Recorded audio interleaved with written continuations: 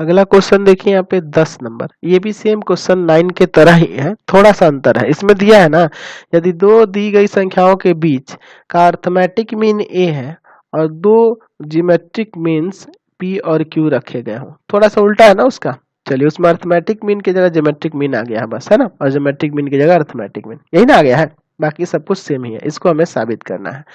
चलिए देखते हैं। आपके पास कोई संख्या यहाँ दिखा नहीं रहा है कि कौन सी संख्या है, तो हम मान लेते हैं कि मान ए और बी दो दी गई संख्याएं हैं, दी गई संख्याएं हैं। हम लोग मान लिए कि ए और बी क्या है, दो दी गई संख्याएं हैं, संख्याएं हैं।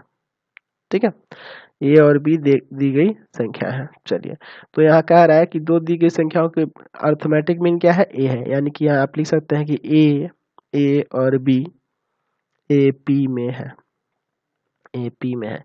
यानी कि यहाँ से आप ऐसे भी लिख सकते हैं कि ए बराबर A plus B by two, rule होता है ना, या ऐसे भी लिख सकते हैं कि 2a बराबर ए प्लस बी।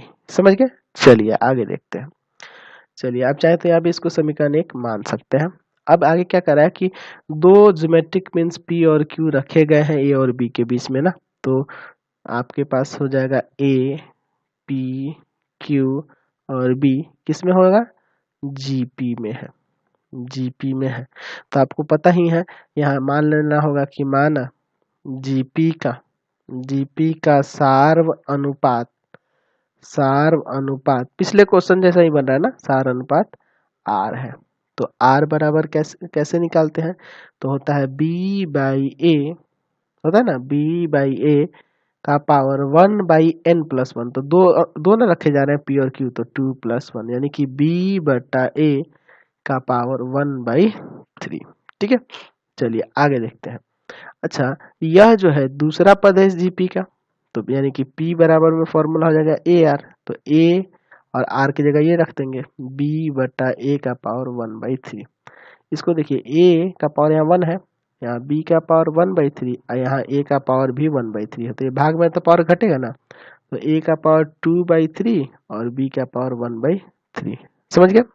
अच्छा, यहाँ से p का वैल्यू आ गया। ठीक, उसी प्रकार से q जो होगा इस gp का तीसरा पद है, तो q बराबर ए आर स्क्वायर ना होगा, तो a आर स्क्वायर यानी कि b बटा a का पावर 2/3। चलिए, a का पावर यहाँ 1 है, b का पावर 2/3 और यहाँ भी a का पावर 2/3, तो भाग में तो पावर घटेगा, तो a का पावर 1/3 इंटू b का पावर 2/3, यही ना होगा। अब हमारे पास जो दिए साबित करना था उसका LHS लेते हैं, p² plus q² LHS p² और प्लस q² यही ना आपको लेना है। चलिए, अब यहाँ पे जो PQ का मान निकाले ना वही रख देंगे, तो P की जगह पे ये रखेंगे।